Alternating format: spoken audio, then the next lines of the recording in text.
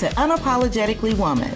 We're celebrating phenomenal women all across Kentucky who make no apologies for their perspectives or the impacts that they're making in the community. Today we're celebrating Davonna Saier. Davonna is a wife, an advocate, an entrepreneur, and owner of Davonna Inclusive. Unapologetically Woman, Davonna Saier, that's you. Thank you. Congratulations. I'm so excited to be here. I'm already having so much fun. Well, good, because that's what we want it to be. I love it. Can we just talk about the word unapologetic for a second? Go ahead. You know, that was my 2022 word. I always like to pick an intentional word to focus on, and it was my 2022 word. And life really challenged me to be unapologetic that year. And to be here asked to talk about being unapologetic, it's such a neat thing. So I really, really appreciate the fact that we can share this space together and chat. Absolutely, because, you know, when we were thinking about a name for the show, you know, we were throwing a lot of different things out there. And one of the things that we realized is that women apologize all day long. What's wrong with us? We have got to get better. We have to do better. So I love the name. I love saying we are unapologetic, and I'm just so excited to talk. Well, tell us about Davonna Inc. Okay, so Davonna Inc. How did that come up? Well, I was in a corporate role all of my career. As soon as I got out of college, I went to work at a hospital, ended up working also at a radiology facility as a director of marketing, and then went into elder care and community relations, and then ended up being an executive director of a senior living community. So I was really, you know, doing all the things. The trajectory of my career was great, and I thought I would stay in those roles. And I was really pushed. I think I already just mentioned in 2022, my values were really compromised, and I just knew in my soul I wasn't to stay in that corporate role. And so I left. And it was during that time that I did a lot of soul searching and realized I have to just work on my self-discovery every day. And I had some people say, why don't you start your own thing? You know, you've got this skill set. I consider myself multi-passionate. I like to do a lot of things. And I said, you know what? I think I can. I think I can do that. And when you have a name like Davonna, not a lot of people share that name. Thank you. But I originally thought, you know, there's a lot included in the name Davonna. There's a lot of layers in me. But also, inclusivity is such an important value of mine, especially when it comes to championing women. Absolutely. And so with Davonna Inclusive, or Davonna Inc. for short, I do a lot of marketing consulting, especially for women-owned businesses. I do a lot of coaching and just helping women truly identify who they are and step into their power and be the greatest woman that they can possibly be. What do you think's holding us back? Is it fear? There's a lot of fear. There's a lot of imposter syndrome. Unfortunately, there's still a lot of cultural norms that hold us back. And we've got to still work on that. I think we have come a long way, and I'm proud of that, but we're still oppressed. And unapologetically, I'm going to say it's been a hard few weeks for women with the new election and the challenges that are coming, right? And so I feel like now more than ever is when we need to focus on our women relationships and uplift each other and cling even to the men who champion women, because they're out there. I love to work with men just as much as women, but we have got to step into our power, and we have got to stop apologizing.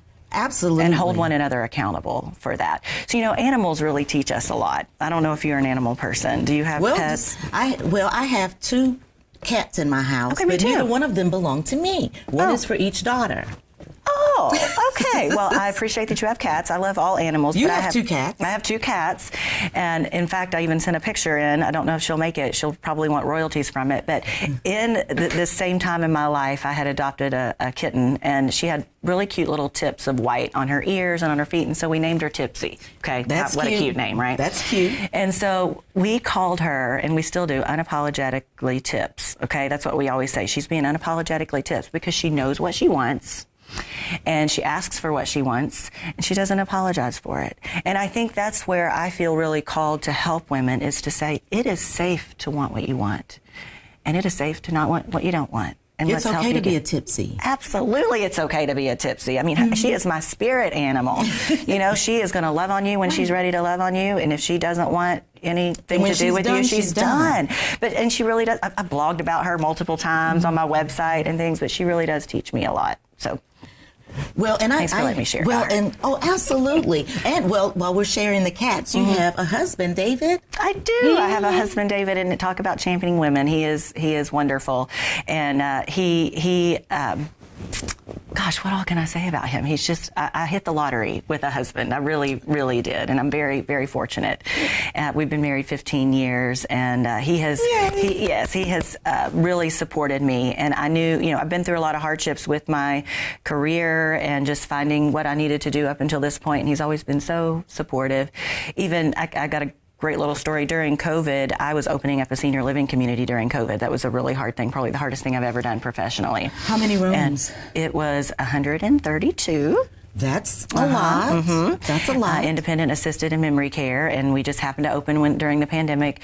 We did such a good job. I was so proud, but I was working a lot, and I would text him at night, and he would just text back red or white, because he knew I wanted a glass of wine waiting for me, you know, as soon as I got. That's my kind of guy. Yes. So he's always doing things like that. He makes me a better person. I'm very, very fortunate. It sounds so, and your eyes just light up when you talk about it. Thank you. Because in order to be able to do the work that you do, you have to have someone supporting you. You are so right, and we support each other, and we really honor the spaces in between too. As much as we love to be together, we have to do our own thing, and so we really respect our own space. But then he's my favorite person, and I love being around him. That's so sweet. Yeah, I'm very, very fortunate. And, you know, life has really thrown me some cards that I didn't think I would need to deal with. I always wanted to be a mother, for example. And I think this goes back to the social norms and what makes us feel like we need to apologize. Mm-hmm. And now I want to share this story of I thought I was to be a mother. And we tried and spent a lot of money and did the IVF and everything else. And I was so ashamed that I couldn't be a biological mother. And this is just one of the many chapters in my relationship with David and just my story.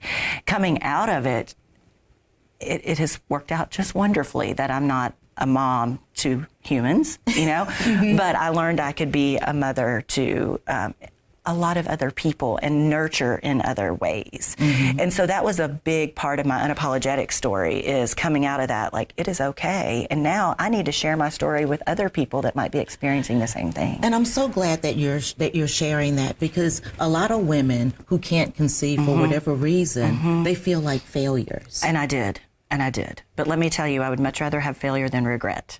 And I look back and I know I did everything I could. You know, I did all the things. Like I was like rubbing stuff on my belly and eating goji berries and Brazil nuts and like doing the chants and sleeping with pearls under my pillow and a rabbit's foot in my, I mean, I did everything. You know, I saw a clairvoyant and chiropractor and I mean, all the things. And looking back, I'm kind of exhausting. It was exhausting, and it was several years that were really, really hard. But I thought, this is what I need to do. You know, you go to college and you get married, and then you have your babies, and and then try to climb the ladder if you're in the corporate world while you're at it. You know, and looking back, it's like that wasn't the story that was meant for me. And that's okay. And so I think one of the big things that I want to do now with women is tell them, let's honor your story. Mm-hmm. There's no reason for you to be ashamed of it. Well, you know, even before the show started, we were having, you know... We were having a real good conversation. We were really having a great about conversation. Hormones. Yes. Because they're there. They're real. Absolutely. And that's one thing, I mean, just one of the little things that I have just found has helped in a big way. Women in their 30s and 40s need to have their hormones checked. It's not something typical the general practitioner is going to check, but that can really, really affect our day-to-day. Absolutely. I am getting testosterone pellets and happy as can be. And I want, you know, I'll go to the grave with them because it's made me have better energy and feel better, so many things. And, I mean, I'm so glad we went real deep real quick. That's what we have to do as women. We really have to hold each other accountable to care for one another, because nobody else will. go. Well, and that all started because we have a fan here. I know, and I was loving it. Yeah, we still I am. mean, we have a fan here because hot flashes are part of my life. You know, and I can either cry about it, whine about it, or I can get a fan. Or you can get a fan. It feels Get a great. fan. The vibe in here is just wonderful with the fan. So Absolutely. Because, you know, all the people that are coming on the show are all women. In all Exactly. different phases of their lives. But I bet if you got your hormones checked, it would have a lot of validity in how you're feeling while you're feeling, or what you're feeling. Well, I'm going to take that advice from you. Yes, girl. I'm going to, Okay, good. look, I'm going to take Get those that. hormones checked. We need to live our best lives and feel good. So tell me about Sutherland and Associates. Oh, I'm so glad you asked. So my dear friend and mentor, Megan Holly Slaughter, she is the president and owner of Sutherland Associates. I used to not be able to explain at all what she does, but she also brought me on. There's a lot of our intentions that are aligned with the work that we're wanting to do. She brought me on a couple of years ago to be an associate. And so we do strategic planning, we do leadership development, we really custom tailor programs and trainings to businesses that just need some extra focus. We help them get there, and we help them get doable plans and action plans. And oftentimes we are asked to stay with them and kind of hold them accountable and help them through that process. Right. As well as a lot of executive coaching jobs come out of that, where we can, you know, do a little bit more one-on-one with folks.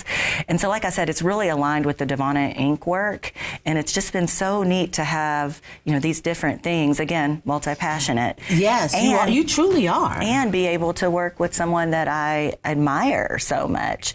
And speaking of unapologetic, I have to tell you a story. About a year ago, I was talking with my friend Elizabeth Bagby, and I said, you know, this is so neat. I'm getting these jobs and getting to do things, and I'm getting to work with my friends and mentors and women that I really, really admire, and I almost feel guilty about it. She said, I'm going to stop you right there, because no man would ever say that.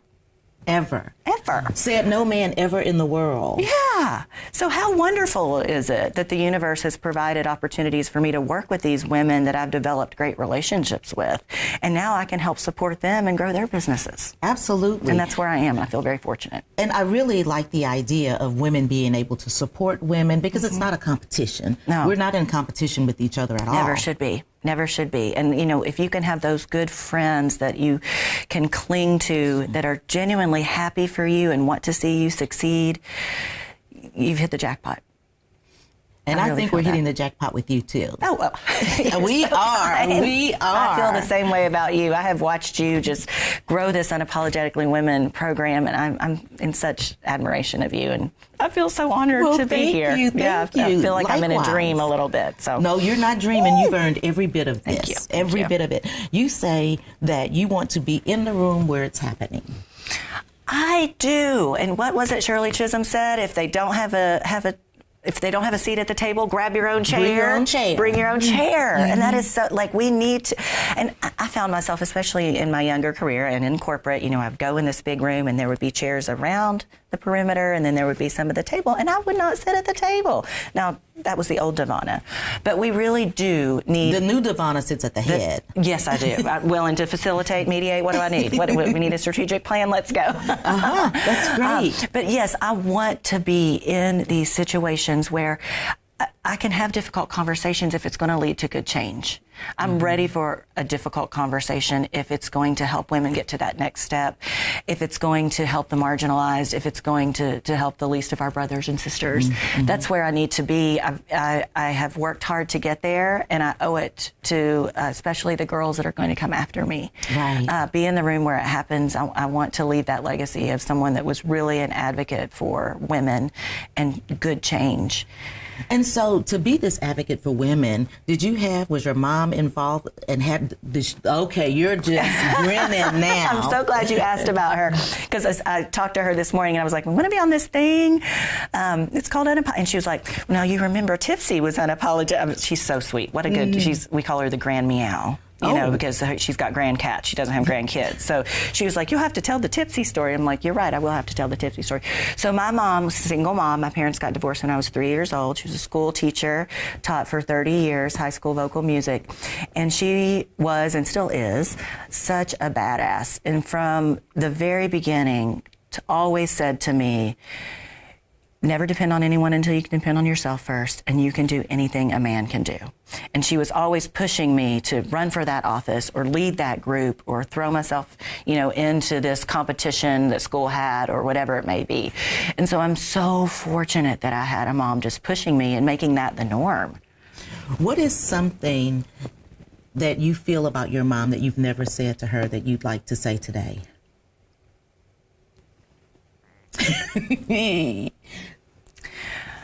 I don't know if I've ever just said, Mom, you are truly my shero.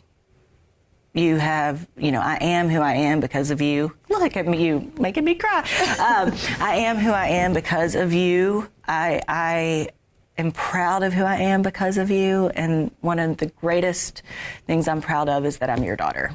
I really, really am, because she instilled in me a lot and gave me a lot that she didn't have. And she broke the mold a lot. I tell her that all the time. You changed the way things were and empowered me to be my own person. And I am so, so grateful for that. And I owe that to her. I really do. That's the sweetest thing ever. Well, thank you for asking me. Lord have mercy. I can't wait for her to see it. But well, because we often go through the motions, but we don't always say what's on our heart and what we really feel, and we think it inside, but we don't say it. And I just like to give people the opportunity to say it and to be safe saying it. Thank you. And I appreciate, too, that she has accepted who I am. Yeah, I am an only child, and that's not always easy, but I got a lot of attention from my mom, and it taught me a lot of lessons. And I would like to think that I'm not what people tend to think about an only child. I'm not too spoiled and self-centered. Well, but there's no way that you could be when you continue to put other people first. Thank you. Day after day after day. Well, I try to do that. Thank you. While also practicing good self-care. It's a balance. Okay, what about self-care? What about self-care? And I think that's not something we're taught as youngins, right? Especially like the Gen Zs, right now. It's like go, go, go. And, and everything is very digitalized and everything. But I'm telling you, there is so much truth to caring for yourself before you can care for others. And for me, as extroverted as I am, I have to have some downtime, and I have to get a good 8 to 10 hours of sleep. What time's bedtime for you? Thank you. I don't feel like you would judge, but I start winding down about 8:30. Wow. And now that doesn't mean I go to sleep at 8:30, but I usually am asleep around 10, and I love it. That's great. Yeah, but that's how I function. And then I wake up at 6 or 7 and I'm ready to go. And you've got the energy for the day. I do think some people need more sleep than others, and I'm just one of those that needs more sleep. Wow. Yeah. Look, I could take more naps. That's what I really enjoy naps. And I'll tell you too, when I started getting my hormone pellets, my sleep got better regulated. Just saying. It's a thing. Look, you are selling those. You're selling those pellets today. I'll go to the grave with my pellets. I will. I feel very strongly about women knowing how their hormones are regulated and what they can do best for that. And I'm so glad that you are able to share that. Because we were not taught to, especially when I was growing up. Yeah, you don't talk about those kinds of things. It's too personal. Yeah. But then you don't know what you don't know because nobody ever told you. You're exactly right. You're exactly right. So, Davonna, yes. The last word, I'm pitching it to you. For young girls or young women who are looking at you and thinking, gosh, I'd like to be like her someday, what kind of advice would you give them? That's a great question, and thank you for that question. I think the biggest thing that I would want to tell myself, especially in high school and college, is trust yourself. Let the dreams come to you. It's okay to have ambitions and goals. You need that, but don't be in such a hurry that you miss out on being in the present.